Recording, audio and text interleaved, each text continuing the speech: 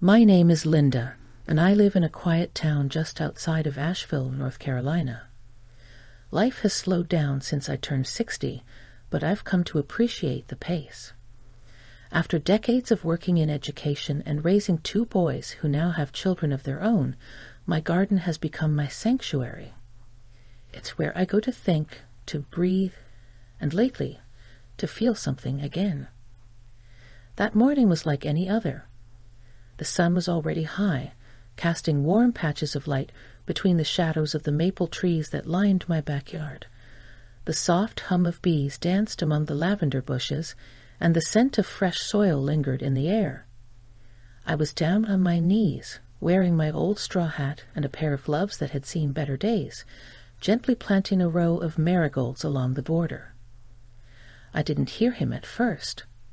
I was humming to myself, lost in the rhythm of digging and patting the soil down, when suddenly I felt a presence behind me.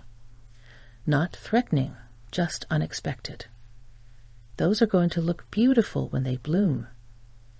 I turned quickly, heart thumping just a little faster than it should have for a woman my age. There he was, Tom. He used to be the paper boy in the neighborhood years ago, back when his voice was still cracking, and he rode a red bicycle with one pedal slightly bent. But now, he wasn't a boy.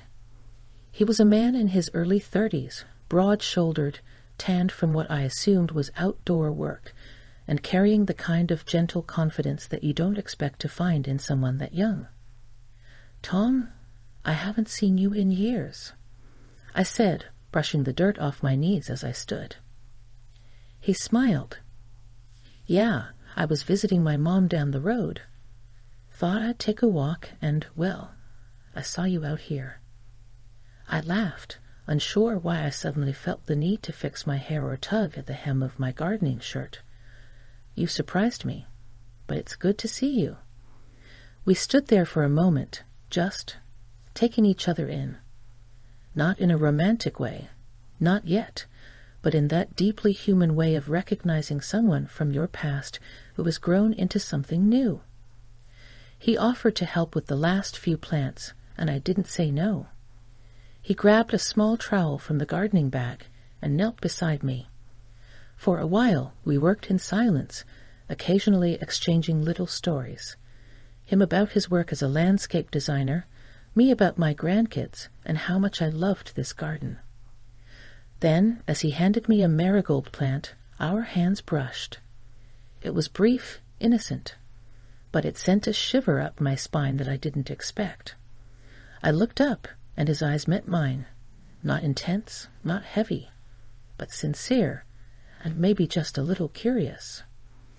"Do you ever get lonely out here?" he asked softly. I swallowed, suddenly aware of the stillness around us. The birds had gone quiet. Even the wind seemed to pause. "Sometimes," I said truthfully, "but I find ways to fill the quiet." He nodded like he understood something deeper than the words themselves.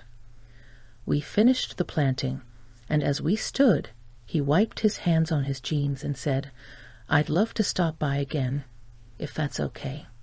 Maybe bring some seeds of my own." I smiled, feeling something stir inside me I hadn't felt in years. "I'd like that, Tom. I really would." He walked away down the garden path, sunlight catching the edges of his shoulders as he turned back with a final wave. And I stood there, among my marigolds and lavender, wondering why my heart was still fluttering like it used to when I was 20. Maybe it was nothing. Maybe it was just a nice visit. But something told me this was the beginning of something I hadn't expected, and maybe, just maybe, something I needed. The next few days passed slowly, in the way they tend to when you're waiting for something, but pretending you're not. I told myself I hadn't expected him to actually come back. After all, people say those things all the time.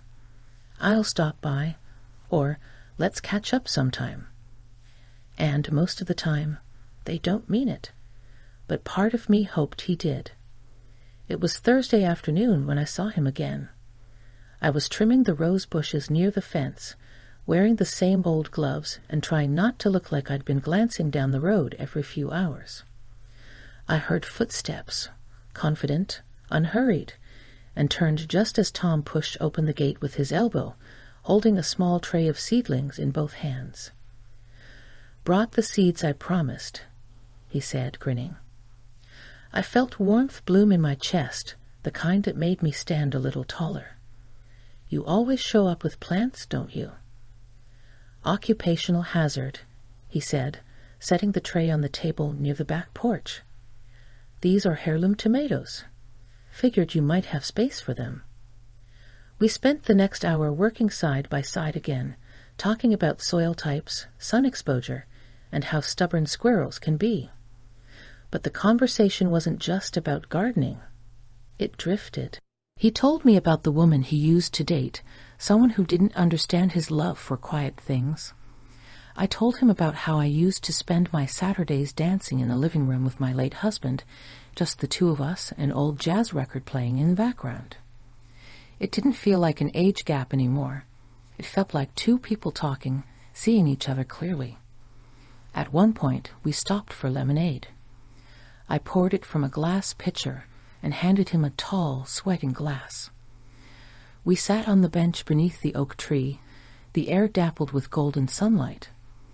I could feel the warmth radiating from him, not just physically, but in the way he listened, really listened, to every word I said. He glanced at me after a long pause, his voice quieter now. "You know, when I was younger, I used to think you were the most graceful person in the neighborhood. You had this calm about you. It made the world feel less heavy." I wasn't sure what to say to that. It was the kind of thing you don't hear often, not at my age, not from a man like him. I looked down at my hands, the fine lines that traced my knuckles, the specks of dirt that hadn't quite come off. "Grace feels like something that belonged to a younger version of me," I said softly. "No," he replied, setting his glass down. "It's still there. Maybe even more now." His words settled over me like a soft blanket, comforting and intimate.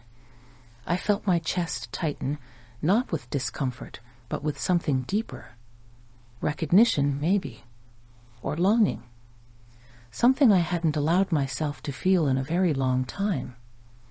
As the sun dipped lower and the shadows stretched across the yard, he stood and helped me up from the bench. His hand lingered around mine just a second longer than necessary. It wasn't bold. It wasn't rushed. It just was. "I'll stop by next week," he said. "You better," I replied, smiling in spite of the storm of emotion stirring inside me. After he left, I sat alone in the quiet garden, the scent of tomato leaves on my fingers and the echo of his voice in my ears. There was something unfolding here, slow, steady, like the opening of a flower after a long winter. And for the first time in years, I didn't feel alone. I felt seen. The following week came with a change in the air, warmer, heavier, the kind of early summer heat that makes the petals on the hydrangeas droop by noon. I spent most mornings tending to the garden before the sun got too high, always keeping an eye on the gate, though I told myself not to. It was Friday when he returned, later in the day this time. I had just come inside to rinse off the dirt when I heard the soft creak of the gate swinging open. I stepped out onto the porch, drying my hands with a towel, and there he was, Tom, wearing a navy shirt that clung just a bit from the heat, holding a small brown paperback. "Hope I'm not too late," he said. "I brought something." He pulled out a pair of small ceramic planters, painted by hand, with tiny vines curling around their edges. "Made these myself. Figured your lavender might like them." I stared at them, touched in a way I didn't expect. They weren't perfect. One had a little chip on the side, but they were beautiful, thoughtful, like him. "They're lovely," I said, running my fingers over the glaze.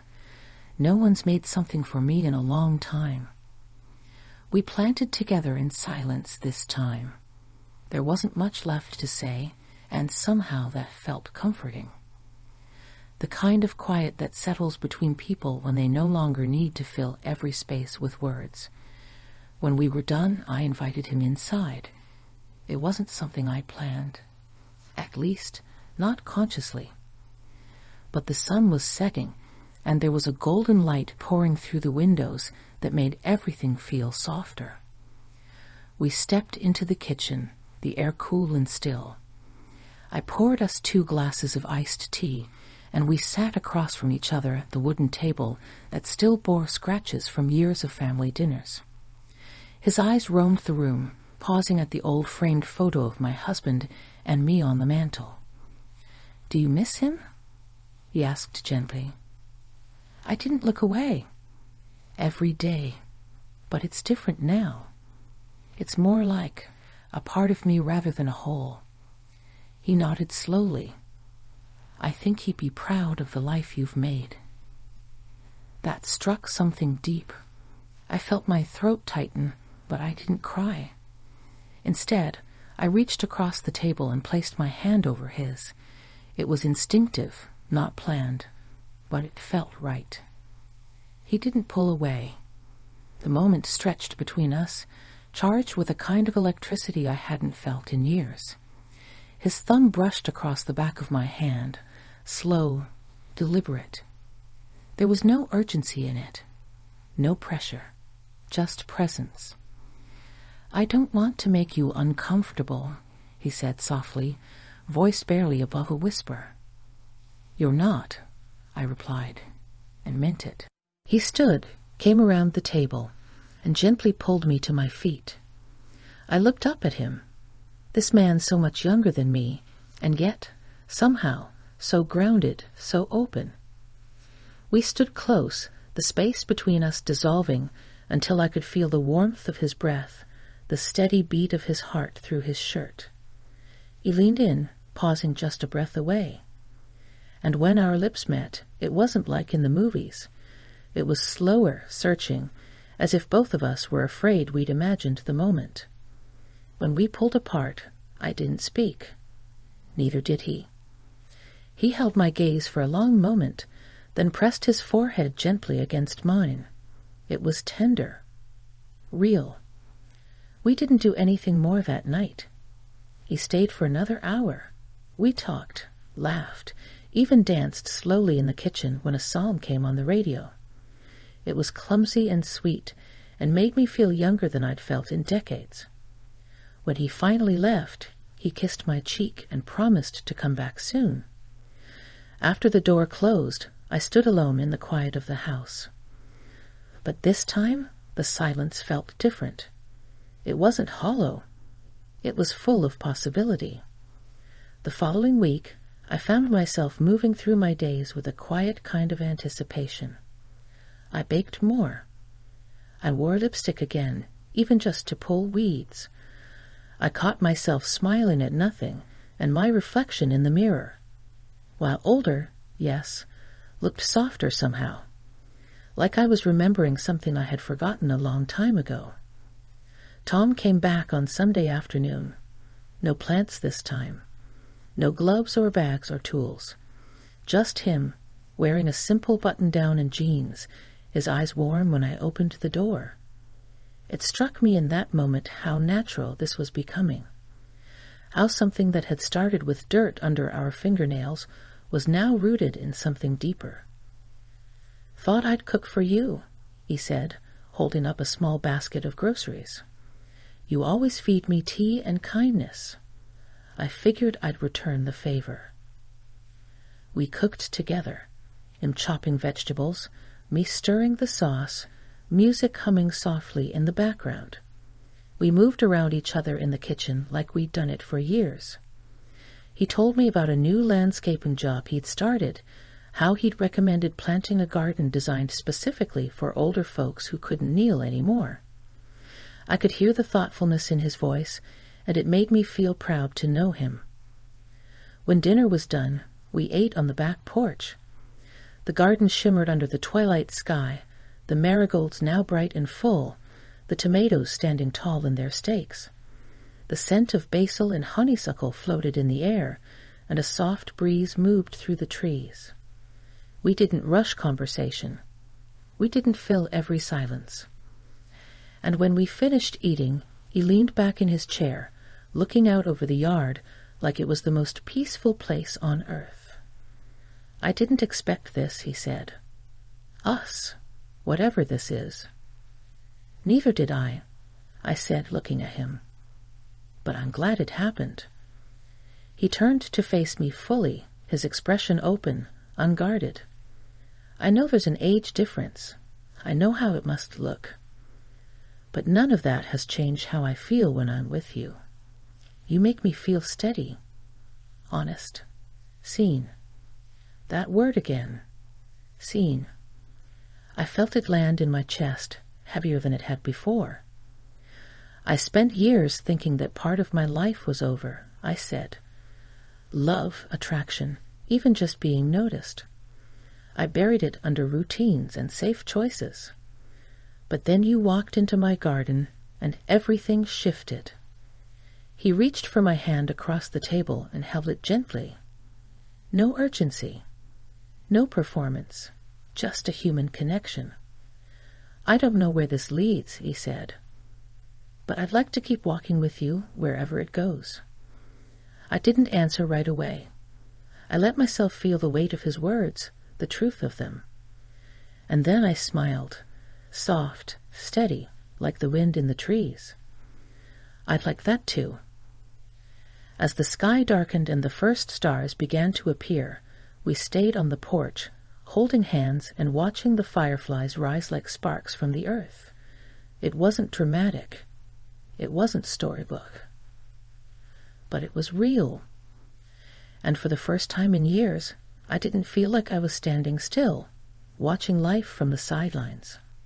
I was in it, alive. With someone beside me who made the quiet feel full, the future feel open, and the present, this sweet, surprising, unplanned moment, feel exactly right.